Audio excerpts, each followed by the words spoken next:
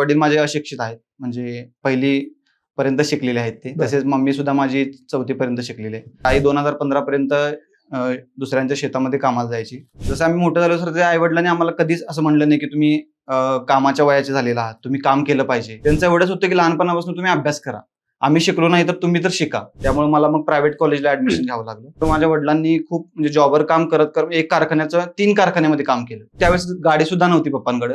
सायकलनं पप्पा जवळपासच्या 3 कारखान्यामध्ये काम करून ते 10,000 महिन्याला पगार असायचा, तो 25,000 वरती नेला त्यांनी. बरं.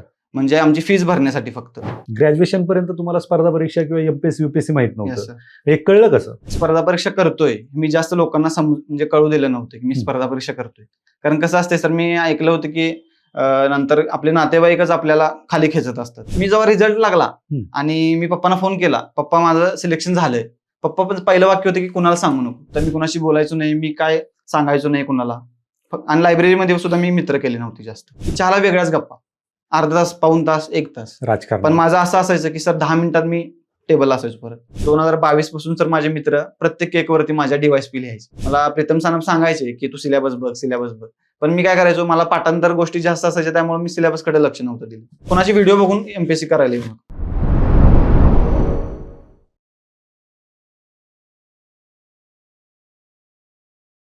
नमस्कार, मी किरण निंबोरे आणि आपण पाहताय वास्तव घटना.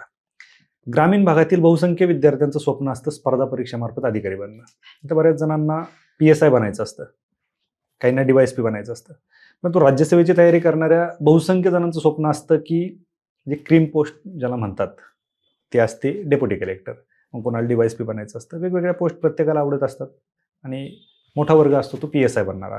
आज वास्तव घटनेवरती असा एक युवक आहे की ज्याचं स्वप्न होतं DYSP बनणं. वडील यंत्रमाग कामगार, आई गृहिणी. आज ज्यांचा आपण इंटरव्ह्यू घेणार आहे त्यांना ग्रॅज्युएशन पर्यंत स्पर्धा परीक्षा माहीत नव्हती, परंतु वडिलांनी स्वप्न दाखवलं आणि ते स्वप्न ज्यांनी सत्यात उतरवलं असे सौरभ सुरवसे सर, ज्यांची राज्यसेवा 2024 मधून 6वी रँक आलेली आहे आणि त्यांना DYSP हे पद मिळतंय की ज्या पदासाठी त्यांनी अभ्यास केला ते पद त्यांना मिळतंय. 2024 मध्येच ASO हे पद देखील त्यांना मिळालं आहे आणि त्याच्यामध्ये त्यांची 8वी रँक आलेली आहे. सौरभ सर, वास्तव घटनेवरती आपलं खूप खूप स्वागत. Thank you so much sir. खरं तर जे स्वप्न तुम्ही पाहिलं होतं, जे स्वप्न वडिलांनी तुम्हाला दाखवलं ते आज सत्यात उतरतंय, काय फिलिंग्स? सर, जे स्वप्न वडिलांनी म्हणजे स्पर्धा परीक्षा करायचं हे काही 2021 पर्यंत फिक्स नव्हतं, परंतु कुठेतरी वडिलांनी ते स्वप्न दाखवलं मला, स्पर्धा परीक्षा करतोस का असं. मग त्यानंतर माझं ठरलं आणि मी स्पर्धा परीक्षेच्या या मायाजाळामध्ये उतरलो आणि लवकरात लवकर 4 वर्षामध्ये मी यश मिळवू शकलो. त्यामुळं खूप आनंद वाटत आहे. आणि काय कौटुंबिक पार्श्वभूमी काय होती? सर, माझी कौटुंबिक पार्श्वभूमी एवढी काय अशी म्हणजे एक मिडल क्लास फॅमिलीमधून मी येतो. म्हणजे एकदम काय असं श्रीमंत फॅमिलीमधून नाही किंवा एकदम गरीब फॅमिलीमधून सुद्धा नाही. माझे आई वडील स्वतः म्हणजे आमचं मूळ सर बार्शी तालुक्यातील आहे, सोलापूर जिल्ह्यातील. परंतु आमचे आजोबा कामासाठी म्हणून इकडे इचलकरंजीमध्ये स्थलांतरित झाले होते आणि तिथंच त्यांनी त्यांचा उदरनिर्वाह चालवला. त्यानंतर सर माझ्या वडिलांनी म्हणजे वडील माझे अशिक्षित आहेत, म्हणजे पहिली पर्यंत शिकलेले आहेत ते. तसेच मम्मी सुद्धा माझी 4थी पर्यंत शिकलेली आहे. परंतु त्यांनी त्यांचं जे जनरल नॉलेज म्हणतो सर आपण, की ते मित्रा थ्रू असेल, म्हणजे मैत्री त्यांची खूप घट्ट आहे, म्हणजे त्यांचे मित्र खूप आहेत, त्यामुळे त्यांना एक जनरल नॉलेज मिळालं होतं. परंतु ते एक जॉबर म्हणून पॉवरलूममध्ये कामाला लागले, यंत्रमाग कामगार. यंत्रमागामध्ये जॉबर एक रोल असतो त्यामध्ये. आणि सर आई 2015 पर्यंत दुसऱ्यांच्या शेतामध्ये कामाला जायची आणि 2015 नंतर मग तिला हेल्थ प्रॉब्लेम आल्यामुळं, किडनीचे प्रॉब्लेम आल्यामुळे ती महिनाभर कोल्हापूरमध्ये ऍडमिट होती. आणि त्यानंतर मग त्यातून बरे झाल्यानंतर एक पुनर्जन्मच म्हणायचा माझ्या आईचा.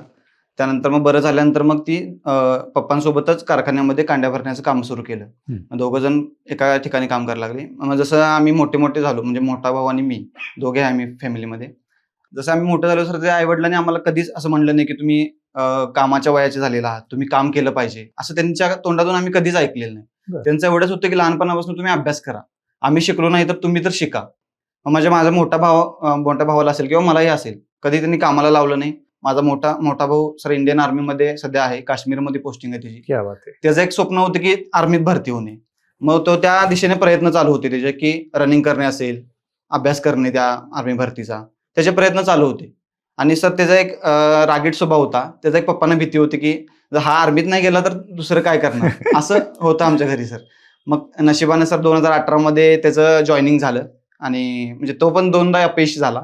2017 आणि 2016 आणि 17 मध्ये म्हणजे फायनल पेपर देऊन पर्यंत तो रिझल्टमध्ये 2 वेळा बसला नाही. परंतु 21 जेडी भरती सर 3 वर्षाची असते, 18 ते 21 बरोबर. आणि शेवटच्या वर्षी बरोबर तो सुद्धा इंडियन आर्मीमध्ये भरती झाला शेवटच्या प्रयत्नामध्ये. क्या बात आहे. मग तो भरती झाला आणि तिकडं मग 2019 पर्यंत मग आईनं काम केलं. त्यानंतर मग भावानं सांगितलं आईला की काम बंद कर आता. आईनं काम बंद केलं आणि मग वडिलांनी सर आमच्या फीसाठी आता मी चांगल्या कॉलेजमध्ये मला शिकवलं त्यांनी. 10वी पर्यंत सुद्धा एका चांगल्या शाळेत शिकवलं आणि त्यासाठी फीज सर जास्त आहे आता कॉलेजची म्हणा किंवा ग्रॅज्युएशनची म्हणा प्रायव्हेट. बरोबर. ग्रॅज्युएशन सुद्धा माझं सर मला फूड टेक्नॉलॉजी झालेलं आहे. मला ऍग्रिकल्चरला ऍडमिशन भेटलं असतं गव्हर्नमेंट कॉलेजला, परंतु सर माझं 12वी नंतर फॉर्म भरण्यामध्ये चुकी झाली. 7-12 ऑनलाईन जोडला त्यामुळे सही शिक्का नव्हता आणि त्यामुळं मला ते 12% वाढू शकले नाहीत आणि मला जे पर्सेंटेज होते 12वीचे त्यावरती गव्हर्नमेंट कॉलेज भेटू शकलं नाही. बरं. त्यामुळे मला मग प्रायव्हेट कॉलेजला ऍडमिशन घ्यावं लागलं आणि प्रायव्हेट कॉलेजची फीज जास्त होती. मग ह्या सगळ्या प्रवासामध्ये सर माझ्या वडिलांनी खूप म्हणजे जॉबवर काम करत करत 3 कारखान्यामध्ये काम केलं. सेम डेला 3 हो कारखान्यामध्ये सर. काम. सायकल म्हणजे त्यावेळेस गाडी सुद्धा नव्हती पप्पांकडे. सायकलनं पप्पा जवळपासच्या 3 कारखान्यामध्ये काम करून ते 10,000 महिन्याला पगार असायचा तो 25,000 वरती नेला त्यांनी. बरं. म्हणजे आमची फीज भरण्यासाठी फक्त. म्हणजे ह्या कुठेतरी कष्टाची जे म्हणतो ना आपण जाणीव ती मला होती की त्यांनी एवढं आपल्यासाठी कष्ट केलेलं, आपल्याला शिकवण्यासाठी एवढं कष्ट केलेलं आहे. तर त्यांना सुद्धा हेल्थ इश्यू खूप सुरू झालेले होते. कंबर दुखणे असेल, मग त्यांना कमरेला वजन सुद्धा बांधायला लागलेली काही वेळेस. म्हणजे एवढ्या कष्टातून त्यांनी म्हणजे आम्हाला उभं केलं. मग या कष्टांची मला जाणीव होती आणि या जाणीवेतूनच मी सर मी जेव्हा स्पर्धा परीक्षेमध्ये आलो त्यावेळी ह्या गोष्टींचा विचार करायचो मी की आपल्या आई वडिलांनी किती कष्ट केलेले. आपल्या मोठा भाऊ आपला इंडियन आर्मीमध्ये आहे आणि तो तिकडे सीमेवरती आहे आणि आपण फालतू गोष्टी करायच्या नाही तिथे म्हणजे पुण्यामध्ये येऊन. ह्या माझ्या डोक्यात फिक्स होतं की आपण जेवढी काही वर्ष देणार आहे आपण या स्पर्धेसाठी तर ती एकदम परफेक्ट द्यायची आणि त्या हेतून मी इथं पुण्यामध्ये आलो आणि मी अभ्यास केला. बरं.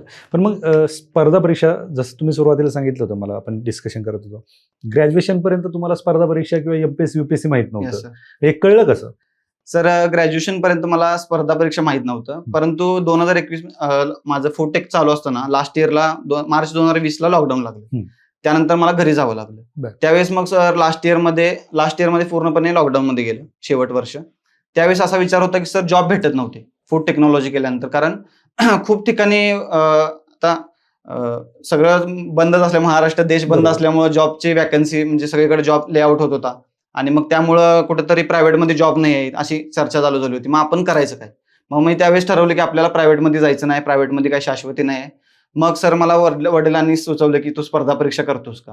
कारण वडिलांच्याच एक या कारखान्यातील दिवाणजी म्हणून आहेत, दिवाणजी असतात, त्यांचा मुलगा एसटी झाला म्हणजे स्टेट टॅक्स इन्स्पेक्टर झाला. त्यानंतर मग त्यांचे वडील मला त्याच्याकडे घेऊन गेले की मयूर घोडके म्हणून नाव आहे त्यांचं सर. मग त्यांच्याकडे गेलो मी आणि त्यांनी मला सांगितलं की स्पर्धा परीक्षा काय असते, की किती वेळ अभ्यास करतात मुलं, तुला जमत असेल तर म्हणजे जमणार असेल तर, कारण स्पर्धा परीक्षेमध्ये आल्यानंतर या गोष्टी महत्वाच्या असतात. बरोबर. कारण उगाच कोणतरी झाले म्हणून येणं हे खूप चुकीचं आहे. वास्तववादी माहिती असणं गरजेचं. Yes sir. मग त्यांनी पण मला व्यवस्थित सांगितलं की अशी स्पर्धा असते, एवढे वर्ष लागू शकतात. त्यांना सुद्धा 4 वर्ष लागले होते. मग एवढे वर्ष लागू शकतात, अशी म्हणजे क्लास कर किंवा त्यांनी गोष्टी सांगितल्या मला. मग तिथनं मग बुक्स मला थोडे सांगितले त्यांनी. मग त्यावेळेस मग मी मोठ्या भावाला सांगितले की बुक्स घेऊन ये. मग कोल्हापूरला तो गेला, सुट्टीला होता तो, आणि कोल्हापूरला झाल्यानंतर त्यानं एम लक्ष्मीकांतचं पुस्तक आणलं आणि एम लक्ष्मीकांत आणल्यावर माझं पहिलं वाक्य होतं की मी भैया अभ्यास करू का इथं बास करू? कारण एम लक्ष्मीकांत पुस्तक 700-750 पेजेसचं पहिलंच पुस्तक लक्ष्मीकांत. म्हणजे मला असं झालं की एवढे मोठे पुस्तक जर वाचायला लागले तर आपण कधी पास होईल असं झालं. आणि मी ते पुस्तक सर एम लक्ष्मीकांत म्हणजे 2021 मार्च एप्रिल पासून मी स्टार्ट केलं वाचायला.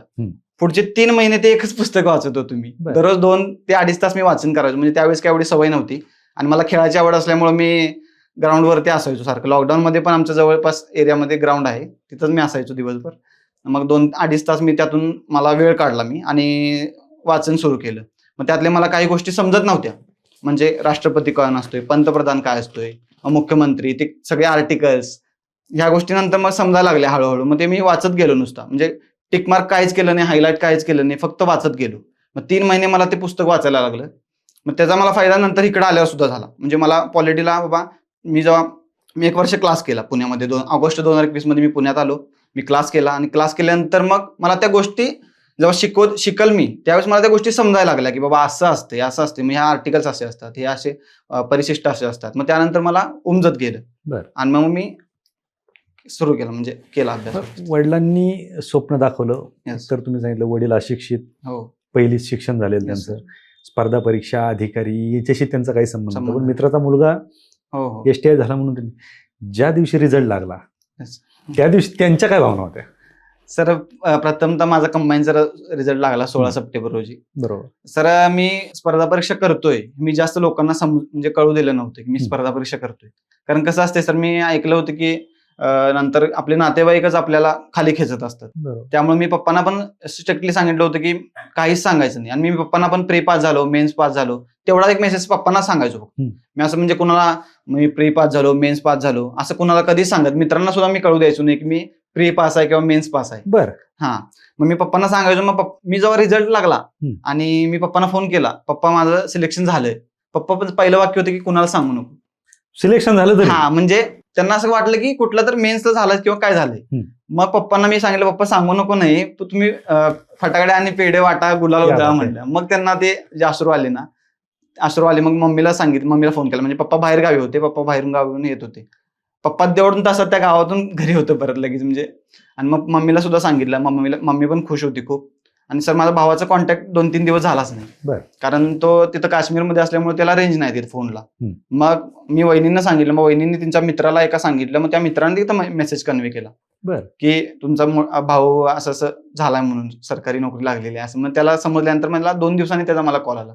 तो सुद्धा अक्षरशः रडायला लागला, कारण त्यांनी सुद्धा खूप कष्ट केलेले आहेत घरासाठी. एएसओच्या रिझल्ट नंतर? हो, एएसओच्या रिझल्ट. ज्यावेळेस आणि सर मी काय झालं, कंबाईनचा रिझल्ट लागला. कंबाईनच्या रिझल्ट नंतर मी घरातल्यांना सांगितलं होतं की तुम्ही सेलिब्रेशन नका करू जास्त, म्हणजे मी मिरवणूक वगैरे नकोच म्हणून सांगितले. पण तो, कारण मला माहित होतं की मला 478 मार्क इकडे राज्यसेवेच्या मेन्सला आहेत. मला इथं कोणती तर क्लास 2 100ची जरी बेरीज लागली तर मला कुठेतरी क्लास 2 पोस्ट भेटेल, किंवा चांगली बेरीज लागली तर क्लास 1 पोस्ट भेटेल, म्हणजे राज्यसेवेतून पोस्ट भेटणार होती. हे मला त्यावेळेस माहित होतं. मग मी सांगितलं की सेलिब्रेशन करून, पण ते म्हणले की पहिली पोस्ट आहे, सेलिब्रेशन करून टाकू. मग केलं सेलिब्रेशन. मग नंतर जेव्हा DYSPचा जेव्हा लागला तेव्हा माझा भाऊ खूपच रडला.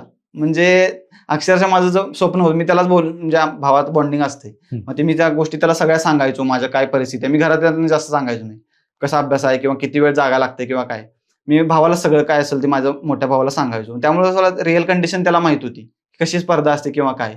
त्याला जेव्हा सांगितलं DYSP झालो, तेव्हा तो एकदम अक्षरशः खूप रडला. आणि तेव्हा मला सुद्धा मग रडू आवरलं झालं. दोघांचंही वर्दीचं स्वप्न पूर्ण हो हो. आणि मी सर त्याच्याकडे बघूनच इन्स्पायर झालो की DYSP आणि पोलीस प्रशासन. बरोबर. ज्यावेळेस तुम्ही पुण्यात आलात, येस सर, कसं शेड्यूल असायचं? पुण्यात मॅच झाले लवकर? सर पुण्यामध्ये जेव्हा मी पहिला आलो तेव्हा नवीन ज्या ठिकाणी आपण जातो त्या ठिकाणी आपल्याला थोडं सेट व्हायला 20-25 दिवस, 1 महिना लागतो. बरोबर. मग मी जेव्हा इथं आलो त्यावेळेस मी अक्षरशः एक पहिला आठवड्यात तर रडत होतो मी, म्हणजे मला घरची आठवण यायची, या गोष्टी सगळ्या व्हायच्या. पण नंतर मी मी अभ्यासात एवढं गुंतून घेतलं ना स्वतःला, की आपल्याला इथं आपण ह्यासाठी आलेलो नाही, रडायसाठी आलेलो नाही, की बाबा आपल्याला ह्या काहीतरी करायचं इथं. म्हणजे जसं मी क्लास करायचो, सकाळी 7:30 ते 1 पर्यंत क्लास असायचा माझा. क्लास झाला की मी लायब्ररी गाठायचो आणि म्हणजे वेळ घालवायचोच नाही कसला. जेवताना सुद्धा स्पीडनं जेवायचो. मला माझे मित्र म्हणायचे की एवढं काय, एवढं म्हणजे स्पीडनं काय गरज नाही जेवायची, खराब होईल, तब्येत बिघडेल. पण मला ते काहीच कळायचं नाही. मी जेवढ्यात लवकरात लवकर लायब्ररीत, मला असं वाटायचं कधी एकदा लायब्ररीत जाईल. आणि त्या गोष्टी म्हणजे जेव्हा सर आपण नवीन असतोय ना त्यावेळेस आपल्याला गोष्टी काहीच माहित नसतात आणि आपल्याला नवीन नवीन गोष्टी कळत असतात आणि त्या नवीन नवीन गोष्टी आपल्याला शिकायची आवड निर्माण होते. आपल्याला 1-2 वर्ष अभ्यास केल्यानंतर कसं सगळ्या गोष्टी माहीत झालेल्या असतात की बाबा असे म्हणजे सब्जेक्ट माहीत झालेले असतात, त्यातले टॉपिक्स माहीत झालेले असतात, त्यातल्या कन्सेप्ट, फॅक्ट गोष्टी माहीत झालेल्या असतात. फक्त आपल्याला त्या रिवाईज करायची गरज असते. आणि मग एक सुरू केला क्लास आणि क्लासमधून झाल्यानंतर माझी प्री निघाली. मग प्री निघाली की लगेच मेन्स. म्हणजे मला ते रुटीन बसलं. मी मेन्स केली 22ची. म्हणजे 22च्या मेन्स पर्यंत सर माझे मित्र कोण नव्हते. म्हणजे मी तिकडे शनिवारवाड्याकडे लॅबला होतो, तिथं माझा एकच मित्र असायचा, तो फक्त मी चहाला आणि जेवताना एवढ्या 2च वेळी सोबत असायचो. बाकी मित्र नव्हते? बाकी मित्र कोणी नव्हतं. मी कुणाशी बोलायचो नाही, मी काय सांगायचो नाही कुणाला. आणि लायब्ररीमध्ये सुद्धा मी मित्र केले नव्हते जास्त. मग ह्याचा मला फायदा झाला सर. कारण कसं आहे, म्हणजे आताच्या मुलांचं काय चुकते मध्ये काय, लायब्ररी म्हणजे चहाला गेलो की चहाला वेगळ्याच गप्पा, अर्धा तास, पाऊण तास, 1 तास राजकारण. पण माझं असं असायचं की सर 10 मिनिटात मी टेबल असायचो परत. चहा पिला की अर्धा तासात मी जेवून परत यायचो एकटेच. एकटेच. ते मित्र माझ्या सोबत म्हणजे त्याला पण मी म्हणजे आमचं एवढं चहा आणि जेवताना फक्त बोलणं व्हायचं. बरं. ते पण अभ्यासाचं व्हायचं. म्हणजे 2022 ची प्री निघाली, मेन्स दिली. 22च्या मेन्स म्हणजे शेवटचा अटेम्प्ट होता त्यावेळेस तो. बरोबर. आणि खूप 5 महिने असं स्वतःला झोकून दिलं की आपल्याला एवढाच अटेम्प्ट आहे. आणि कंबाईनचं माझ्या पहिला डोक्यात नव्हतं. म्हणजे मी राज्यसेवाच फोकस केली होती पहिला. आणि मग अभ्यास केला 22चा पण 400 मार्क आले. अक्षरशः मी इंटरव्ह्यूला नाही झाला, मी अक्षरशः पप्पांना फोन केला आणि रडलो. म्हणजे पहिल्याच अटेम्प्टला मी रडलो. म्हणजे असं काही 3-4 अटेम्प्ट दिल्यावर असं फेल झालो असं काही नाही. पप्पा पण मला म्हणले की आता तुझा बाळ पहिलाच अटेम्प्ट होता, म्हणजे एवढं रडायचं काय गरज नाही आहे तुला. मुलं एवढं वर्ष करतात म्हणजे त्यांना असं वाईट जरी वाटलं असेल तरी आपल्याला दाखवणार नाहीत, वडील आहे शेवटी ते. मग त्यानंतर मग 23चे परत मग 23ला सर माझे लायब्ररी मी चेंज केली आणि इकडं आलो केसरीवाड्याकडं. त्यावेळेस सर मला एक प्रीतम सानप म्हणून जे रँक 2 आहेत 23ला, ते 23च्या प्रीच्या आधी मला भेटले. म्हणजे आम्ही डिस्कशन करत होतो दोघं तिघं, म्हणजे क्लासमधला एक मित्र आणि बायोलॉजी करत होतो. ते डॉक्टर असल्यामुळे त्यांना उत्सुकता वाढली आणि ते आम्ही बसले माझ्या शेजारी. मग त्यांनी विचारलं तुम्ही तर खूपच डीप मध्ये अभ्यास करताय असं बोलले आम्हाला. मग त्यावेळेस आमचे बोलणं झालं, मग त्यांचं विचारलं सगळं. आणि मग त्यानंतर 23च्या प्रीचं आम्ही त्यांच्यासोबत जरा डिस्कशन केलं एक 2-3 दिवस प्रीच्या आधी. आणि मग 23ला जसं प्रीला चांगला स्कोर आला त्यानंतर मग आम्ही परत मेन्स सोबत केली मग डॉक्टरांसोबत. मग त्यांचं सर आम्हाला चांगला म्हणजे गायडन्स लाभला मला कोणत्या गोष्टी करायच्या. म्हणजे 22 पर्यंत मी कसं नुसतं वाचायचो, म्हणजे गोष्टी समजायचं नाहीत मला की बाबा पाठ करायचो नुसतं, पण त्या कशा केल्या पाहिजेत, पाठांतर कसं पाहिजे, क्वेश्चन पेपरचं अनालिसिस, या गोष्टी असतील तर मला सर त्यांनी खूप सपोर्ट केला. प्रीतम सानप यांनी सर. क्या बात आहे. डॉक्टर प्रीतम सानप मला वाटतं रँक 2 होती. रँक 2 होती सर. येऊन गेलेले वास्तव कट्ट्यावरती. त्यांचाही अभ्यास तसच होता. पण आता तुम्ही एकतर राज्यसेवेतून टॉपर म्हणायचं आणि कंबाईन मध्ये एएसओचा तुमचा 8वा रँक आहे आणि राज्यसेवेला 6वा. आपण जर आता पाहिलं तर आपला जो वर्ग आहे तो स्पर्धा परीक्षेचा आणि कंबाईनचा बऱ्यापैकी जास्त वर्ग असतो. काय सांगाल तुम्ही, कंबाईनची तयारी कशी केली पाहिजे विद्यार्थ्यांनी? सर मी जेव्हा 21ला आलो ना त्यावेळेस राज्यसेवेचाच क्लास केला आणि राज्यसेवेचाच अभ्यास करायचो. कंबाईन एवढी फोकस नव्हती केली कारण मला मॅथ्सची भीती वाटायची. म्हणजे मी 2021ची प्री दिली, त्यामध्ये मला 15 गणित असायची 21-22 पर्यंत 15 गणित होती. त्यावेळेस मला 4-5 बरोबर, त्या 15 पैकी एवढीच बरोबर यायची, त्यामुळे माझी प्री निघायची नाही. आणि 23ला मी केलं मॅथमॅटिक्स थोडं, पण 23ला पण 49 स्कोर आला माझा. आणि पीएसआयचं मेरिट सर 49.5 लागलं. म्हणजे माझं 0.5 ने मेरिट गेले. म्हणजे 21, 22 आणि 23 या 3 प्री माझ्या कंबाईनच्या निघाल्याच नाही. पण मी मग आता 2024ला टेन्शन आलं होतं कारण कुठंच पोस्ट नव्हती. सरळ सेवा सुद्धा मी द्यायचो नाही. एकच कर निर्धारांचा पेपर दिला होता, तलाठी दिली नव्हती. परत असं वाटायला लागलं की यार का नाही दिली, एक्झाम द्यायला पाहिजे होती आपण. एवढं खूप ओव्हर कॉन्फिडन्स मध्ये गेलो आपण आणि ती एक्झाम दिली. मग नंतर सर कंबाईनचा 24चा खूप मॅथ्स मी क्लासेस वगैरे लावले आणि रोज प्रॅक्टिस केली मॅथ्सची 2-3 तास. आणि ज्यावेळेस प्रॅक्टिस केली की मग आपल्याला सेल्फ कॉन्फिडन्स म्हणतो ना आपण, तो एक आला मला. आणि 2024ला मला मॅथ्स भले मार्क आले नाही, 12च मार्क आले. माझा जीएस स्ट्रॉंग होता त्यामुळे मी प्री निघाली, 12च आले. पण माझा पेपरला बसताना जो कॉन्फिडन्स होता ना सर, कारण त्यामुळे माझे बाकीचे क्वेश्चन जे होते 80 त्यावर ते बरोबर आले जास्त. आणि मग 2024ची प्री निघाली आणि मग प्री झाल्यानंतर मग राज्यसेवेची मेन्स करत करत ही कंबाईनची मेन्स झाली. आणि मग परत राज्यसेवेच्या आणि कंबाईनच्या मेन्स मध्ये 1 महिना होता. कारण मे एंडला राज्यसेवेची मेन्स झाली, जून एंडला कंबाईनची मेन्स होती. 1 महिना मी सरळ दररोज 3 तास मॅथ्स करायचो. म्हणजे मी मॅथ्सला झोकूनच दिलं कारण 12 आले होते प्रीला, परत तशी चूक जर झाली तर पोस्ट जाणार आहे. मग मी दररोज 3 तास मॅथ्स केलं आणि मग एवढा मॅथ्सवर कमांड आला की 22 पैकी 19 माझे बरोबर आले. त्यामुळे मग सर कंबाईनची आणि कंबाईनचा 157 स्कोर आला आणि मग त्यामुळे सेफ फील झालं की बाबा 157ला पोस्ट भेटू शकते आपल्याला. पीएसआय तर म्हणजे मुलांची चर्चा असतेच पेटेमध्ये की 160+ एवढी मुलं आहेत किंवा काय, त्या चर्चेत जरी आलं तरी मी पीएसआय तर होईल या भावनेनं मग मी ते कॉन्फिडन्स म्हणजे झाला. आणि मग राज्यसेवेचा सुद्धा स्कोर चेक नव्हता केला मी, म्हणजे कंबाईनची मेन्स होस तर 1 महिना गॅप होता मध्ये. मग राज्यसेवेच्या कंबाईनची जशी मेन्स झाली तसं 5:30ला आलो आणि राज्यसेवेचे मेन्सचे पेपर चेक केले आणि त्यात सुद्धा मला 477.25 मार्क आले. त्यावेळेस पण सेफ फील झाला. आणि मग नंतर थोड्या दिवसांनी जेव्हा सेकंड आन्सर की आली, त्या सेकंड आन्सर की मध्ये सुद्धा सर माझे मार्क वाढले. म्हणजे एक नशिबानं दिले, म्हणजे लक म्हणू शकतो आपण सर याला, कारण सेकंड आन्सर की आपल्या हातात नसते. आपण पेपर सोडवून आलेलो असतो, पण सेकंड आन्सर काय होईल सांगता येत नाही. आणि त्यावेळेस 20 क्वेश्चन हॅच झाले होते, 12 चेंज झाले होते आणि मी लायब्ररीत होतो आणि माझे पेपर रूमवरती होते. मला धडधड करायला लागलं की 32 क्वेश्चनची एवढे चेंज झाले आणि जास्त मार्क असल्यावर प्रोबॅबिलिटी कमी होण्याची असते. बरोबर. मग मी रूमला गेलो कडी बंद केली शांत आणि अर्धा तास पेपर चेक केले. हम्म. आणि असं समजलं की मला माझा 1.5 मार्क वाढलाय. आणि मी ग्रुपवर बघायचो ना टेलिग्रामवरती की -8, -9, -10. असं वाटलं की आपलं खूप नशीब चांगलं आहे. म्हणलं का माझा 1.5 मार्क वाढला. म्हणजे मी कितीतरी मुलांच्या तिथंच पुढे गेलो आणि मग जरा रिलॅक्स झालो. परंतु रिलॅक्स थोड्या दिवसासाठीच, कारण परत रिझल्ट लागला. रिझल्ट लागल्यावर कट ऑफ एवढा लागला, 507.75 कट ऑफ लागला. बरोबर. त्यावेळेस कट ऑफ लागला आणि टेन्शन वाढलं की आपल्याला जे DYSP बनायचं होतं ते DYSP कुठेतरी राहते का काय असं वाटायला लागलं. मग त्यावेळेस असं होतं की 125 ते 30 ची बेरीज लागायची होती. मग इंटरव्ह्यूचा चांगला अभ्यास केला 4 महिने. म्हणजे मेन्स इकडे कंबाईन झाल्यानंतर मी इंटरव्ह्यूचा अभ्यास सुरू केला, कारण चांगले मार्क होते 477.25. मग इंटरव्ह्यूचा चांगला अभ्यास केला आणि मग सर 130 ची बेरीज माझी लागली, जेवढी ठरवली होती. म्हणजे मी बुकमध्ये सुद्धा लिहून ठेवलं होतं की 67 आणि 63. फक्त उलट झालं. मी 67 रिटर्न इंटरव्ह्यूला प्रेडिक्ट केलं होतं आणि 63 रिटर्नला. फक्त 67 मला रिटर्नला आली आणि 63 इंटरव्ह्यूला आली. म्हणजे 130 ची बेरीज लागायची तशी लागली. बरोबर. आणि मग 130 ची बेरीज लागली आणि मला अनएक्सपेक्टेड रँक आली सर. कारण मला वाटलं नव्हतं मी टॉप 10 मध्ये राज्यसेवेमध्ये येईल. माझे मित्र म्हणायचे की सर जी कंबाईनची जी रँक येते ती राज्यसेवेला सुद्धा येते. अशी मित्र म्हणायची माझी. म्हणजे असं वाटत होतं की एवढी कशी काय पॉसिबल आहे, कारण कट ऑफ जास्त लागलेला आणि बेरीज 130 ची लावणं म्हणजे कठीण गोष्ट आहे. मग 130 ची बेरीज लागली आणि रँक 6 आला. खूप म्हणजे आनंद झाला. आणि जे पाहिजे मी जे ड्रीम पाहिलं होतं 2022 पासून तर माझे मित्र प्रत्येक केक वरती माझ्या DYSP लिहायचे. प्रत्येक केक वरती. आणि मला ते असं वाटायचं कुठं तर आपण एवढं मोठं स्वप्न बघितलं ते उपहासात्मक होतं ना. म्हणजे आपल्याला काय नव्हतं आपल्याकडे त्यावेळेस आणि ते DYSP लिहितायत प्रत्येक एक वरती. पण त्यांना कदाचित विश्वास असेल माझ्यावरती की तू DYSP होऊ शकतोस. माझे मित्र म्हणायचे. आणि जवळपासचे मित्र सुद्धा पास होऊन गेले 22-23 ला. मग ते DYSP बरोबर 24 ला बरोबर DYSP भेटलं. 6 रँक आला. DYSP फिक्स झाली. आणि सर नशीब एवढं म्हणा की तुम्हाला DYSP बनवायचं तर DYSPच बनवते. म्हणजे माझा जर 5 रँक आला असता तर मला कदाचित घरच्यांनी किंवा बाहेरच्यांनी फोर्स केला असतं की डेप्युटी कलेक्टर घे. सर माझी रँक बरोबर 6 आली. माझ्यावरती बरोबर 5 नंबर जे आहेत ते SCBC आहेत. SCBCतून DC ला एकच जागा होती आणि माझी बरोबर 6 रँक येणं म्हणजे हे सगळ्या गोष्टी नेतेने जुळवून आणलेले की तुला बनवायचं DYSP. बरोबर. DYSPच बनवायचं आणि हेच बनवलं. खूप आनंद आहे सर. म्हणजे स्वप्न जे होतं ते पूर्ण झालं.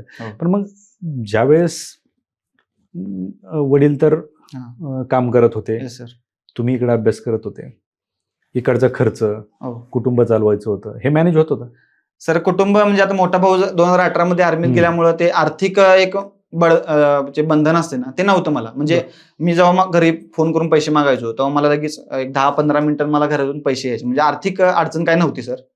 पण ते जे जुने कष्ट म्हणजे त्यांचे केलेले कष्ट आहेत ते मी कधीच विसरू शकलो नाही. कारण त्यांनी आम्हाला एवढं शिकवलेलं आहे ह्या गोष्टीसाठी की बाबा आयुष्यात काहीतरी बनायचं. बरोबर. या गोष्टीसाठी मग ते आता जे काही नवीन विद्यार्थी येत आहेत कम्पॅरेटिव्हली तुम्ही कमी वयात तुम्हाला पोस्ट मिळाली. आपण पाहतो की खूप वेळ लागतो विद्यार्थ्यांना. आणि आता हे काही जनरेशन झेड म्हणतो आपण, जेनजी यांना खूप लवकर पोस्ट मिळवायची. तर काय केलं पाहिजे त्यांनी? सर तुम्हाला सांगायचं मी पण झेनजीच आहे. कारण 1997 ते 2012 मध्ये जन्मलेलो झेनजी. मी 1999चा जन्म आहे माझा. 1999? हो. मग मी पण एक झेनजी मध्येच मोडतो. आणि मी सुद्धा तसंच इम्पेशंट होतो जशी आताची जनरेशन आहे. तुम्हाला तसं वाटायचं आपलं लवकर? हो. मी जेव्हा क्लास लावला तर असं वाटायचं मी 1-1.5 वर्षात मी इथून पोस्ट काढून निघून जाणार असं वाटायचं मला. पण नंतर समजत गेल्या गोष्टी, सिलेबस कसा असतोय, मी सिलेबस पण बघायचं नाही. मग नंतर गोष्टी कळत गेल्या. मग एक्झामची डिमांड समजली. म्हणजे डॉक्टर प्रीतम सानप सर जसं म्हणलो त्यांची ओळख झाली, त्यांच्यासोबत डिस्कशन झालं. मग क्वेश्चन पेपरचं अनालिसिस कसं करायचं, सिलेबस बघायचं. मी सर 2023 माझी एक चूक झाली होती. मला प्रीतम सानप सांगायचे की तू सिलेबस बघ. पण मी काय करायचो, मला पाठांतर गोष्टी जास्त असायच्या त्यामुळे मी सिलेबसकडे लक्ष नव्हतं दिलं. मग ती चूक मी 2024 मध्ये दुरुस्त केली की 2024 मध्ये मी पॉईंट वाईज सिलेबस आणि नोट्स माझ्या प्रिपरेशन केल्या प्रॉपर आणि त्यानुसार अभ्यास केल्यानंतर त्याचा रिझल्ट मला आला. म्हणजे नवीन मुलांना हे सांगणं की माझं तुम्ही जेव्हा कोणाची व्हिडिओ बघून MPSC करायला येऊ. म्हणजे तुम्हाला जर करायचंय बाबा आहे तुमचं म्हणजे करू शकताय तुम्ही, हे तुम्हाला स्वतःला वाटतंय तर या स्पर्धेत. आणि आल्यानंतर मग तुम्ही फालतू वेळ घालवणे. म्हणजे इथं आल्यानंतर सर कसं आहे माहिती आहे काय, मुलं चहाला जाणार किंवा टेलिग्राम ग्रुपवरती किती ऍक्टिव्ह राहायचं हे मुलांच्या हातात आहे. अवास्तव चर्चेत सहभागी. Yes sir. कारण काही टेलिग्राम ग्रुप असे आहेत की त्यावरती चॅटिंग ओपन असते, म्हणजे मुलांना चॅट करू शकतात ते मुलं. मग ते दिवसभर तेच बोलत त्या चॅटिंगवरतीच असतात. ह्या गोष्टी टाळल्या पाहिजेत. किंवा आपण जे रील ॲडिक्ट मुलं म्हणतो. सर मी कालच माझ्या लायब्ररीमध्ये पेढे वाटले बरं. मला 10 ते 15 मुलं रील बघताना दिसली. हे कुठेतरी टाळले पाहिजे. सर मी स्वतः ह्या लवकर यश होण्यामागे हे सेल्फ रिस्ट्रेंट होतो मी, की मी स्वतःवरती बंधन टाकायचो, की बाबा मी 1-2 महिने रील्स बघणार नाही. कारण आपल्याला पास व्हायचं होतं. आणि मग हे मी स्वतःवर टाकायचो आणि ते मी फॉलो करायचो. 1-2 महिने नाही रील बघितलं तर काय होणार आहे? बरोबर. हां, मग ह्या गोष्टी रील न बघणे असेल किंवा टेलिग्रामवरती ऍक्टिव्ह राहणं. आपला अभ्यास आणि आपण एक्झामची डिमांड काय, क्वेश्चन पेपरचं अनालिसिस काय आणि सर क्वेश्चन पेपरचं अनालिसिस कसं 2012 ते 15 ह्या एक्झाम डिमांड त्या एक्झामची डिमांड खूप वेगळी होती. 2016 ते 19 खूप डिमांड वेगळी होती आणि 2020 पासून डिमांड वेगळी. बरोबर. म्हणजे आधी खूप फॅक्च्युअल गोष्ट हे विचारायची. कळणं गरजेचं आहे ना. हो, म्हणजे त्या डॉक्टर प्रीतम सानप सरांनी ह्या गोष्टी आम्हाला सांगितल्या, की 2020 पासूनच पेपर बघायचे. जुने क्वेश्चन बघा तुम्ही, पण त्यांचा ऑप्शनचं अनालिसिस वगैरे काही करू नका. 2020 पासून जे पेपर आलेले आहेत त्या पेपरचा अभ्यास चांगला करा, ऑप्शनचा अभ्यास चांगला करा. तर त्यांना अक्षरशः ऑप्शन सानप सरांना ऑप्शन किती नंबर आहे ते सुद्धा माहित होतं. उत्तर तर माहित होतंच, बरं. पण 2 आहे का 3 आहे या लेवलपर्यंत त्यांचा अभ्यास होता. मग त्याच्याकडे बघून की आपण कुठेतरी कमी पडतोय असं वाटायचं आम्हाला. आणि आम्ही सुद्धा मग त्या क्वेश्चन पेपरचं अनालिसिस, ऑप्शनचं अनालिसिस गोष्टी करत गेलो. मग मुलांचं कसं आणि स्वतःचं एक्सप्लेनेशन आपलं म्हणते ना आपण, मुलं काय करतात, बाजाराची पुस्तकं आलेली आहेत त्यांचंच क्वेश्चन पेपरचं एक्सप्लेनेशन असते, ते आणायचं आणि वाचत बसायचं. मग त्यापेक्षा पुस्तक वाचा ना. ते एक्सप्लेनेशन वाचण्यापेक्षा पुस्तक वाचा आणि एक्सप्लेनेशन तुम्ही स्वतः करा. म्हणजे बरोबर. एखादे क्वेश्चन आहे तर त्याचे उत्तर आहेत 4, तर 4 उत्तरांचे पुस्तकामध्ये ज्या इन्फॉर्मेशन असेल तर तिथे लिहून घ्या. क्वेश्चन पेपरचे झेरॉक्स करा त्या एक्सप्लेनेशन वाचण्यापेक्षा आणि ते झेरॉक्समध्ये तुम्ही तुमचा डेटा लिहा. तुम्ही ते लिहिल्यामुळे ना तुमची मेमरी एवढी शार्प बनते आणि त्या गोष्टी तुम्हाला कळतात, की 4ही ऑप्शनचा अभ्यास सुद्धा होतो आणि हेच ऑप्शन कुठेतरी परत पुढच्या क्वेश्चनमध्ये रिफ्लेक्ट झालेले दिसतं. बरोबर. त्यामुळे हे मुलांना समजत नाही की क्वेश्चन पेपर अनालिसिस म्हणजे काय. ह्या चुका होत्यात मुलांच्या. बरोबर. मग कुठं टाळल्या पाहिजेत मुलांनी. अगदी बरोबर. तर कारण तुम्हाला कमी वेळात जो रिझल्ट आलाय त्याचं Yes. कारणच हे की तुम्ही चुका टाळत गेला. हो सर. तुम्हाला जशा चुका कळत गेल्या तस तुम्ही येस. त्या चुका इम्प्रूव्ह म्हणजे त्याच्यावरती सोल्युशन काढत गेलात आणि तुम्हाला हे यश मिळालं. येस. त्याच्यासोबत तुम्ही कंबाईन आणि राज्यसेवा दोन्ही करत होते. दोन्ही करत. आता जर मुख्य परीक्षेचा विचार केला तर मुख्य परीक्षा बदललेली, हो, पण पूर्व परीक्षेसाठी आता बऱ्याच जणांचं काय असतं की टॉपरची बुक लिस्ट लोकांना पाहिजे असते. बरोबर. जसं की तुम्हाला सुरुवातीला पहिलं पुस्तक तुमच्याकडे आलं होतं एम लक्ष्मीकांत. Yes. प्रत्येकाला तोच प्रश्न असतो की काय वाचलं पाहिजे. काय सांगाल तुम्ही की कशी सुरुवात केली पाहिजेत, कुठली पुस्तकं वाचली पाहिजेत? Yes sir. आपण सगळे टॉपर्स लिस्ट आपण बघतोय की युट्यूबला आहेत, सगळीकडे टॉपरच्या बुक लिस्ट आहेत. मग त्यामध्ये सर स्टँडर्ड बुक म्हटलं तर पॉलिटीसाठी एम लक्ष्मीकांत आहे. इकॉनॉमिक्ससाठी सर कोळंबे सरांचं सुद्धा चांगलं आहे आणि देसले सरांचं. म्हणजे मी दोन्ही पुस्तकांचं एक कॉम्बिनेशन नोट्स काढल्या होत्या, फॅक्च्युअल नोट्स. बरं. पण कन्सेप्च्युअल म्हटलं तर देसले सरांचे जे टॉपिक्स आहेत सुरुवातीचे 8-9 टॉपिक्स ते परफेक्ट केले पाहिजेत, कारण त्यामध्ये कन्सेप्च्युअल चांगलं एक्सप्लेनेशन आहे. त्यानंतर जिओग्राफीसाठी मी महाराष्ट्राचा दीपस्तंभ यूज केला होता. सायन्ससाठी सर मी कोलते सरांचं यूज केलं होतं. बरेच जण भस्के सरांसुद्धा करतात. दोन्ही म्हणजे सोर्सेस चांगले आहेत. मग मी कोलते सरांचं केलं होतं आणि जिओग्राफीसाठी भारत, जग आणि ते भूगोलसाठी सौदी सरांचं सिलेबसनुसार प्रॉपर केलं होतं आणि मराठीसाठी मोरा वाळंबे सर आणि इंग्लिशसाठी महेश पाटील सरांचा नोट्स केल्या होत्या. ओके. आणि तुम्ही एक आत्ता उल्लेख केला की तुम्ही कशाच तरी सांगितलं की नोट्स काढत होतात. Yes sir. नक्की नोट्स बऱ्याच जणांचे मी पाहतो की नोट्स काढणं एकतर विद्यार्थ्यांना कळत नाही. नोट्स Yes, काढायचे sir. म्हणजे नक्की काय काढायचं, कारण पुस्तक असतं 700 पानाचं, नोट्स असतात 500 पानं. सर मी एम लक्ष्मीकांतच्या कधीच नोट्स काढायचे ट्राय केले नाही. बरं. म्हणजे मी एम लक्ष्मीकांतचे 2 पार्ट्स केले होते. म्हणजे आपलं जे थेरी आहे, म्हणजे सुरुवातीला सगळे टॉपिक्स आहेत त्यामध्ये मग त्या पुस्तकातलंच वाचायचो मी, कारण ते जर नोट्स काढायला गेलं तर प्रत्येक ओळ नोट्स काढायला लागेल. म्हणजे एवढं त्या प्रत्येक पॉईंट आणि पॉईंट एक्झामला येण्यासारखं आहे.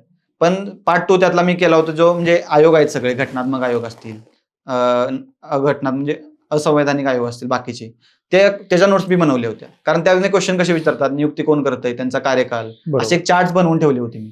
आणि त्या चार्ट्समुळे मला त्या वाचायला वेळ कमी लागायचा त्या चार्ट्सचा. त्यामुळे मी ते पार्ट 2 केला होता. आणि मग आता म्हणलं असं इकॉनॉमिक्सच्या नोट्स दोन्ही पुस्तकांच्या कंपाईल करून फॅक्च्युअल नोट्स काढल्या होत्या.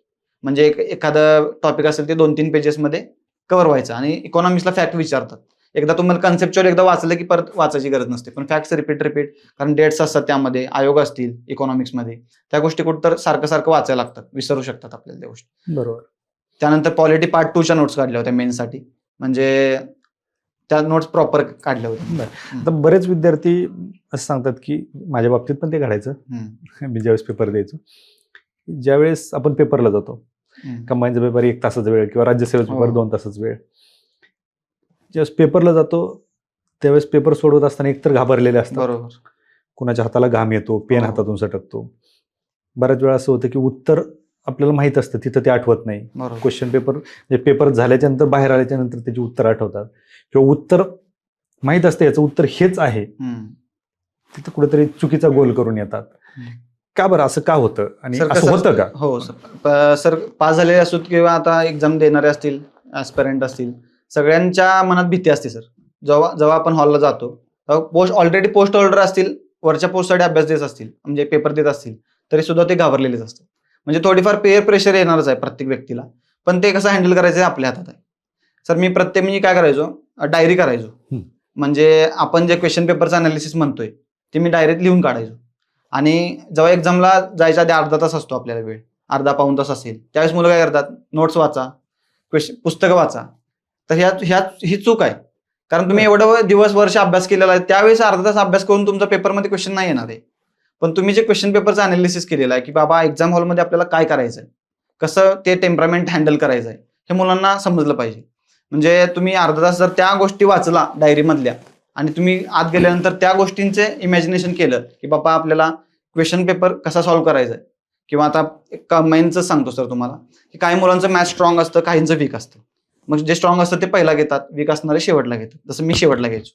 मग त्यामध्ये तुमचा स्ट्रॉंग पॉईंट काय आहे, स्ट्रॉंग सब्जेक्ट कोणता आहे, तो पहिला घ्या तुम्ही. आता मी माझा पॉलिटी स्ट्रॉंग सब्जेक्ट होतं, तर पॉलिटी पहिला घ्यायचो, त्यानंतर हिस्ट्री घ्यायचो, जिओग्राफी, इकॉनॉमिक्स. हे जे 4 GS आहे ते माझे कंबाईनसाठी टार्गेट असायचे की इथं मला 50 पैकी 45 मार्क यायलाच पाहिजे. कारण सायन्सचे क्वेश्चन हे अनसर्टन असतात, करंट काय येईल सांगता येत नाही, आणि मॅथचं सुद्धा प्रत्येकाचं वेगवेगळं असतं की कोणाचं स्ट्रॉंग असतं, कोणाचं वीक असतं.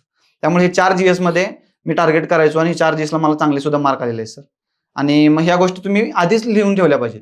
किंवा आपण जेव्हा टेस्ट सिरीज लावतो सर, तेव्हा टेस्ट सिरीज लावल्यानंतर मुलांना हे समजत नाही की टेस्ट सिरीजचे मार्क नसतात बघायचे. मुलं काय करतात, आणि टेस्ट सिरीज वाले जे काढतात क्लासेसवाले, त्यांचं एक काय असतं की पहिला सुरुवातीला अवघड पेपर काढायचे, कारण मुलं अभ्यास करावा म्हणून. मग परत त्याची डिफिकल्टी लेवल कुठं कुठं तर कमी होत जाते, आणि शेवटच्या टेस्ट सिरीजला मुलांना मार्क खूप येऊन जातात आणि मुलं तिथं लूज पडतात पेपरच्या आधी, आणि हे त्याचा रिफ्लेक्शन पेपरमध्ये होतं. मग टेस्ट सिरीजचे मार्क बघायचे नाहीत मुलांनी. हे माझं पहिलं सांगणं आहे मुलांना की टेस्ट सिरीज लावायचे का, हे जे आपण गोष्टी क्वेश्चन पेपरचं अनालिसिस केलेलं असतं ते इम्प्लिमेंट करण्यासाठी टेस्ट सिरीज असते. त्याच्यानं मार्क न बघणं, म्हणजे आपल्याला पहिला पॉलिटी घ्यायचा आहे, म्हणजे टेस्ट सिरीजमध्ये सुद्धा पहिला पॉलिटी घ्या. 4 GS पहिला घ्यायचे तर ते 4 GS घ्या. मॅथ्स कसं सोडा, आता मॅथ्समध्ये सुद्धा क्वेश्चनचं सिलेक्शन खूप इम्पॉर्टंट असतं. कारण 1-2 पहिलेच आता माझ्या पहिल्या प्रीला झालं की पहिले 2 क्वेश्चन मी घेतले, मला पहिले 2 सुटणार, मग मला टेन्शन आलं की कसं सुटणार, मग परत 20 सोडवायचे होते. मग ह्या गोष्टी टाळण्यासाठी आपण आधीच त्याचं लिहून ठेवलं पाहिजे की डायरेक्ट मला क्वेश्चनचं सिलेक्शन करायचं आहे मॅथ्सच्या माझ्या, की एकदम इझी असतात क्वेश्चन. 20 पैकी 10 तर एकदम 10 ते 11 क्वेश्चन एकदम इझी असतात, जे की फ्रॅक्शन ऑफ सेकंडमध्ये तुम्हाला बघून सुद्धा सुटू शकते. त्या क्वेश्चनचं सिलेक्शन केलं पाहिजे मुलांनी. मग या गोष्टी आपण डायरेक्ट लिहून ठेवल्या, ते इमॅजिनेशन केलं तर आपोआप एक्झामला इम्प्लिमेंट होणार आहे. आणि सर असं आहे की स्पर्धा परीक्षा आहे, आपण अभ्यास एवढे सोर्सेस आहेत, आणि त्यामध्ये 100 पैकी 100 क्वेश्चन पुस्तकातले येणारच नाही. बरोबर. किंवा आपण जे सोर्सेस वापरतात मुलं मोस्टली त्यातले येणार नाहीत. हे आपण डोक्यात फिक्स पाहिजे आपल्या आधीच, की आपले 50 प्रश्नातले इथले माहितीतले येणार आहेत आणि 50 क्वेश्चन बाहेरचे येणार आहेत. ते 50 क्वेश्चन ते आपण एक्झाम हॉलमध्ये टॅकल करायचे. बरोबर. हे मुलांनी आधीच तयारी ठेवली पाहिजे की ते 50 क्वेश्चन आपण तिथं जाऊन टॅकल करायचं. बरोबर. ही जर तुमची तयारी असेल तर तुम्हाला एक्झामची जरा सुद्धा भीती वाटणार नाही. थोडी वाटेल, पण एवढी भीती वाटणार नाही की आपण अभ्यास केलाय तेच येईल का. ह्या गोष्टी मुलांना आठवतात पेपरला गेल्यावर, की आपल्याला आठवल का, या गोष्टीचा विचार होतोय. बरोबर. मग या गोष्टी टाळण्यासाठी आपण ते डायरी मेकिंग असेल, हॉलला गेल्यानंतर ते डायरेक्टला गोष्टी आठवणे असेल, आणि बरोबर एक्झाम मध्ये त्या इम्प्लिमेंट करणं. त्यासाठी टेस्ट सिरीजचा वापर तुम्ही करू शकता, आणि त्या टेस्ट सिरीज मध्ये सुद्धा ज्या गोष्टी करायच्या त्या इम्प्लिमेंट करा. अगदी बरोबर. नक्कीच ह्या गोष्टींचा विचार विद्यार्थ्यांनी करणं गरजेचं आहे. करणं. तशी बोलत असताना तुम्ही रिव्हिजनचं एक बोलले. आता Yes. बरेच जण रिव्हिजन करताना नक्की रिव्हिजन करायचं काय, म्हणजे जर समजा एखादं बुक आहे ते कम्प्लीट वाचून झाले त्यांचं, ते पूर्ण पुस्तक वाचायचं, ते किती दिवसात वाचायचं, काय सांगाल तुम्ही, रिव्हिजन कशी केली पाहिजे? सर माझी रिव्हिजन अशी असायची कारण सर माझं पाठांतर खूप स्ट्रॉंग होतं. म्हणजे कंबाईनची पोस्ट निघली आणि राज्यसेवेची सुद्धा टॉप 10 मध्ये आलो, ते माझं पाठांतर सुद्धा कारणीभूत आहे त्याला. आणि आमचे रिव्हिजन असं असायचं की मी समोर एक मित्राला बसवायचो, म्हणजे आमचं डिस्कशन तसं असायचं की एखादा विषय घ्यायचो आम्ही आणि त्यातल्या गोष्टी आम्ही एकमेकांना विचारायचो. बरं. म्हणजे रिडिंग तर करतोच आपण, पण आपल्या मेमरीला किती आठवतात गोष्टी त्या बघितलं पाहिजे ना, की आठवतात का नाही. एक्झामला डायरेक्टली आपण बघू शकत नाही की आपल्याला आठवते का नाही. आणि टेस्ट सिरीजला सुद्धा जेवढे क्वेश्चन आपल्याला एक्सपेक्ट करतात, आपण समजा 5 टेस्ट सिरीज दिल्या तर एका विषयाचे 75 क्वेश्चन होतील. पण जेव्हा एखादा मित्र विचारतोय आणि ते तुम्ही उत्तर सांगताय, तेव्हा तुम्हाला पर्याय पण नसतात समोर. बरोबर. आणि त्यावेळेस तुमची मेमरीची खरी बाबा लागते, की ताकद लागते, की तुम्ही ती गोष्ट आठवताय, तुम्ही त्या पुस्तकातली गोष्ट आठवते तुम्हाला. तारीख असेल किंवा ते हिस्ट्री सब्जेक्ट घेतला जर समाधान महाजन, तुम्ही कोणताही नाव विचारलं तर मी सांगू शकतो की बाबा कशाशी रिलेटेड आहे अशा गोष्टी. किंवा पॉलिटिक्स असेल, पॉलिटिक्सचं कोणत्या पेजवर ते गोष्ट आहे, म्हणजे लेफ्टला आहे का राईटला हे सुद्धा मी सांगू शकतो. यावेळेस एवढी माझी त्या पुस्तकाची रिव्हिजन व्हायची. हे कधी पॉसिबल आहे, जेव्हा तुमची पुस्तकं स्टँडर्ड असतील आणि तुम्ही ते पुस्तक सोडून दुसरं कोणतं पुस्तक मार्केटमध्ये नवीन आले किंवा ह्या मित्राने हे वाचले पुस्तक म्हणून वाचायचं नाही. माझं ते एक डिफाईन होतं की सोर्सेस डिफाईन होते आणि त्या पुस्तकांची मी मल्टिपल रिव्हिजन करायचो आणि त्याचा मला सर फायदा झाला. क्या बात आहे. आज ह्या गोष्टींचा विद्यार्थ्यांना फायदा होईल, पण एक हो. वास्तवादी गोष्ट पण विद्यार्थ्यांपर्यंत जाणं गरजेचं आहे. Yes, sir. काय सांगाल आजच्या पॉडकास्टच्या शेवटी? आज तुम्हाला कमी वयामध्ये हे यश मिळालंय. Yes, sir. आज तुम्ही का आला तिथं? तुमच्या वडिलांनी कुणाच तरी यश पाहिलं, कोणतरी अधिकारी झालेलं पाहिलं, तुम्हाला सांगितलं म्हणून तुम्ही इकडे आलात. Yes, sir. आज तुमच्याकडे पाहून बरेच पालक त्यांच्या पाल्यांना घेऊन तुमच्याकडे येत असतील. Yes, sir. काय सांगतो तुम्ही त्यांना? सर आता मी जेव्हा घरी गेलो, सेलिब्रेशन झालं त्यावेळेस 8वी 9वीला असणारे पालक किंवा पहिलीला मुलगा आहे अजून, तर त्याचे तुझ्यासारखं ऑफिसर बनवायचं कसं करायचं सांग. असं मी पालकांना माझं सांगणं आहे की एवढ्या कमी वयात त्याला असं लादू नका कुठली गोष्ट. त्याचा अजून कॉलेज, शाळा आहे, कॉलेज आहे, ग्रॅज्युएशन आहे किंवा ग्रॅज्युएशन 12वी झाल्यानंतर आपण याचा विचार करू शकतो की स्पर्धा परीक्षा करायची आहे किंवा त्याला कोणत्या दुसऱ्या क्षेत्रात आवड आहे का, हे पाल्यांनी म्हणजे बघितलं पाहिजे. आज सर असे गोष्टी झाल्या की पालकांना आपल्या मुलाचा सुद्धा खूप कौतुक, म्हणजे एक 2 वर्षाच्या मुलग्यानं स्क्रीन स्क्रोल जर केली तर कुठेतरी ते पालकांना कौतुक वाटते की मुलानं स्क्रीन स्क्रोल केली, कौतुक वाटते. पण मोठा झाल्यावर त्याला गोष्ट येणारच आहे. बरोबर. म्हणजे पालकांनी मुलांवर लादलं नाही पाहिजे. मुलांना भविष्य, आता मुलं कसं सर आता कॉलेजमध्ये जातील, त्यांना काय अजून स्पर्धा परीक्षेशिवाय बाकीच्या गोष्टी समजतील, मग त्यामध्ये करिअर करतील. म्हणजे पालकांनी लादलं नाही पाहिजे मुलांना. आणि मुलांनी सुद्धा इकडे येताना गोष्टी ठरवून यायला पाहिजे की आपण किती वर्ष या स्पर्धा परीक्षेसाठी देणार आहे आपल्या आयुष्यातील. काही जणांनी सर एमपीएससीलाच आयुष्य करून टाकले. या गोष्टी कुठं टाळल्या पाहिजेत. बरोबर. आपण येतानाच मी आता ठरवून आलो की मी 4 वर्ष करणार अभ्यास आणि बरोबर 4 वर्षात मला पोस्ट भेटलेली आहे. मी त्यासाठी ते प्रयत्न सुद्धा केलेले आहेत तसे. बरोबर. मग मुलांनी हे ठरवलं पाहिजे की आपण आपल्याला प्री निघते का, प्री नसेल निघत तर आपण दुसऱ्या क्षेत्राकडे वळायला काहीच हरकत नाही सर. कारण जर प्रीज निघत नसेल तर तुमचा किती कॉन्फिडन्स कमी होणार आहे. कारण प्री निघाली, मेन्स दिली तर कॉन्फिडन्स येतो मुलांना. मेन्स दिलेली आपण थोडा अजून प्रयत्न केले तर अजून होऊ शकतं. पण पहिला टप्पा जर पार पडत नसेल तर मुलांनी कुठेतरी विचार केला पाहिजे. 3 किंवा 4 वर्ष 5 वर्ष लयतली दिली पाहिजेत. त्यानंतर बाबा अजून खूप क्षेत्र आहेत. एमपीएससी एक आपल्या लाईफचा एक टप्पा आहे, सर्वस्व नाही. हा सर्वस्व नाही आहे एमपीएससी. हे मुलांनी लक्षात घेतलं पाहिजे सर. नक्कीच. खरं तर स्पर्धा परीक्षेला सर्वस्व मानणाऱ्यांनी 10-12 वर्ष याच्यात घालवलेले आहेत आणि अजूनही बाहेर पडायला तयार नाही. हे सगळ्यात मोठं दुर्दैव. तुम्ही 4 वर्षात ठरवलं होतं 4 वर्षात पोस्ट घ्यायची, ते DYSP घ्यायची, ते तुम्हाला मिळाली. तुम्ही जे ठरवलं, ज्याचा विचार केला, ती गोष्ट घडली. Yes sir.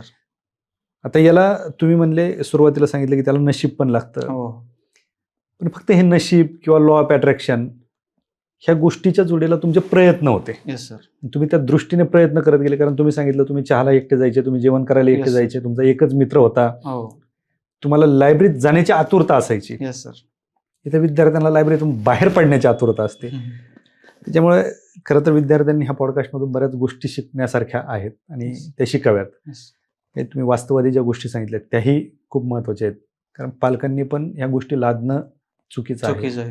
त्याला काय करायचंय, त्याची आवड असेल तर निश्चित पालकांनी नक्की त्याला सपोर्ट करणं गरजेचं आहे, परंतु त्याच्यावर फोर्स पण करणं चुकीचं आहे. नक्कीच. खरं तर एकाच वर्षात 2 पोस्ट, रँक 6 येणं सोपी गोष्ट नाहीये. ते घरची एवढी हलाखीची परिस्थिती असताना अनिश्चित क्षेत्रात तुम्ही उतरलात आणि तुम्ही यशस्वी होऊन दाखवलं. आणि मला वाटतंय तुमच्या भागातील अनेक ग्रामीण भागातील तरुणांचे तुम्ही एक आदर्श किंवा प्रेरणादायी एक उदाहरण म्हणून ते तुमच्याकडे पाहत असतील. वास्तव कट्ट्यावरती आलात आणि तुमचा प्रवास मांडला, मनसोक्त गप्पा मारल्या, स्पर्धा परीक्षेतलं वास्तव दाखवलं, त्याबद्दल खूप खूप आभार. Thank you so much sir.